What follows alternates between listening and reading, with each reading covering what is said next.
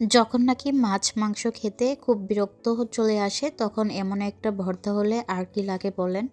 আর এতটাই টেস্টি হয়, আর দেখতেই পাচ্ছেন কতটা লোভনীয় হয়েছে এই ভর্তার রেসিপিটা। আসসালামু আলাইকুম, আশা করছি সবাই ভালো আছেন। প্রতিদিনের মতো আজকের নতুন ভিডিও নিয়ে হাজির হয়ে গেলাম। দেশ ও দেশের বাইরে যে যেখান থেকে আমার ভিডিওটি দেখছেন সবাইকে অসংখ্য ধন্যবাদ। পুরো ভিডিওটির সাথে থাকবেন একটি লাইক দিয়ে। ভিডিওটি স্কিপ না করে দেখার অনুরোধ রইল। আজকে আমি আপনাদেরকে একদম সেরা স্বাদে তৈরি করে নিতে পারবেন এই পেঁয়াজকলির ভর্তার রেসিপিটা, কোনো রকম ঝামেলা ছাড়া সহজেই তৈরি করে নিতে পারবেন। যারা নতুন রাঁধুনি আছেন তারা আমার এই রেসিপিটা ফলো করতে পারেন। চলুন তাহলে দেখে নেন আমি কিভাবে এই পেঁয়াজকলি ভর্তাটা তৈরি করে নিয়েছি। এখানে আমি প্রথমে পেঁয়াজকলিগুলো কেটে নিচ্ছি। আমি ছোট ছোট করে কিন্তু কেটে নিচ্ছি পেঁয়াজকলিগুলো। দেখতেই পাচ্ছেন কিভাবে করে পেঁয়াজকলিগুলো কেটে নিচ্ছি। আমি পেঁয়াজকলিগুলো কাটা হয়ে গেল। এখন আমি একটা আলু নিয়ে নিয়েছি, আর আলুগুলো দেখতে পাচ্ছেন পাতলা পাতলা স্লাইস করে কেটে নিচ্ছি। এভাবে করে যদি ভর্তা বানান মুখে স্বাদ লেগে থাকবে, একবার খেলে বারবার খেতে ইচ্ছে করবে, এতটাই টেস্টি হয়। আর এখানে একটা পেঁয়াজ নিয়ে নিচ্ছি আর মোটা মোটা করে ফালি ফালি করে কেটে নিচ্ছি, দেখতেই পারছেন। আর এখন আমি একটা প্যান বসিয়ে দিয়েছি। এখন আমি শুকনো মরিচ ভেজে নিচ্ছি। আমি কিন্তু এখানে সরিষার তেল দিয়ে আমি মরিচটা ভেজে নিচ্ছি। আর ভর্তা তো অবশ্যই সরিষার তেল দিয়ে চেষ্টা করবেন তৈরি করার জন্য। আর এখানে আমি রসুন কয়েক টুকরো দিয়ে দিচ্ছি। রসুন দিয়ে আমি রসুনটা ভেজে নিচ্ছি, আর এর সাথে পেঁয়াজও দিয়ে দিচ্ছি, পেঁয়াজটাও ভেজে নিচ্ছি। আমি যেহেতু ভর্তার মধ্যে কাঁচা পেঁয়াজ ব্যবহার করি না, তার জন্য পেঁয়াজটা ভালো করে ভেজে নিচ্ছি। আর এগুলো যদি ভেজে নেন তাহলে বড় বড় রেস্টুরেন্টও এইভাবে করে ভর্তা বানায় আর ভেজে নেয়।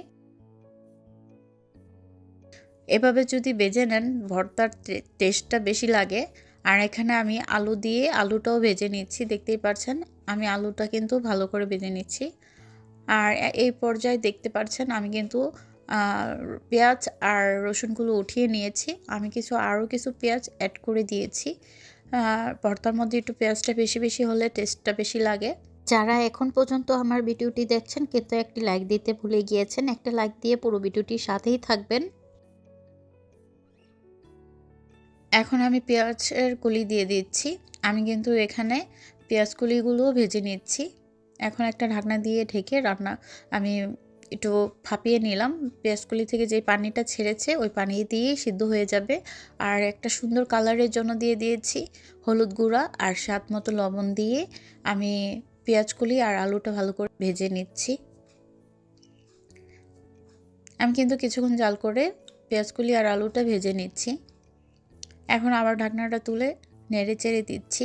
দেখতেই পাচ্ছেন আমার পেঁয়াজকলি আর আলু সিদ্ধ হয়ে গিয়েছে প্রায়। তো এখন আমার পেঁয়াজকলি আর আলু সিদ্ধ হয়ে গিয়েছে, দেখতেই পাচ্ছেন। আমি এখন নামিয়ে নেব। এখন আমি ভর্তার জন্য সবগুলো উপকরণ নিয়ে নিয়েছি। এখানে আমি কিন্তু শুকনো মরিচ গুঁড়ো করে নিয়েছি, দেখতে পেরেছেন। প্রথমেই আমি সব কিছুই প্রথমে বেজে নিয়েছি।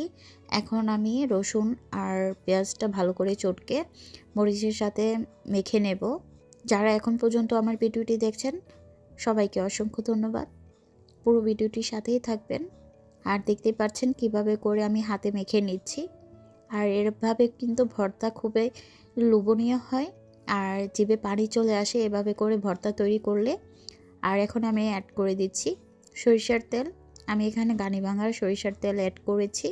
যখন নাকি মাছ মাংস খেতে খুব বিরক্ত চলে আসে তখন এমন একটা ভর্তা হলে আর কি লাগে বলেন। আর এতটাই টেস্টি হয়, আর দেখতেই পাচ্ছেন কতটা লোভনীয় হয়েছে এই ভর্তার রেসিপিটা। যাকেই খাওয়াবেন সে আপনাকে কখনো ভুলবে না, এতটাই টেস্টি হয়। বাসায় একবার হলেও ট্রাই করে দেখবেন আমার এই রেসিপিটা।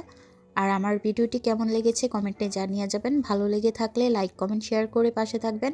আর চ্যানেলে নতুন হয়ে থাকলে চ্যানেলটি সাবস্ক্রাইব করে পাশে থাকা বেল বাটনটা অন করে দিবেন, যেন নতুন নতুন ভিডিও ছাড়ার সাথে সাথে আপনাদের কাছে নোটিফিকেশন চলে যায়। আর যারা অলরেডি চ্যানেলটা সাবস্ক্রাইব করে দিয়েছেন তাদেরকে অসংখ্য ধন্যবাদ পুরো ভিডিওটির সাথে থাকার জন্য। সবাইকে ধন্যবাদ। সবাই ভালো থাকবেন, সুস্থ থাকবেন। আবারও নতুন কোনো ভিডিও নিয়ে হাজির হয়ে যাব। আজকে এই পর্যন্ত। আল্লাহ হাফেজ।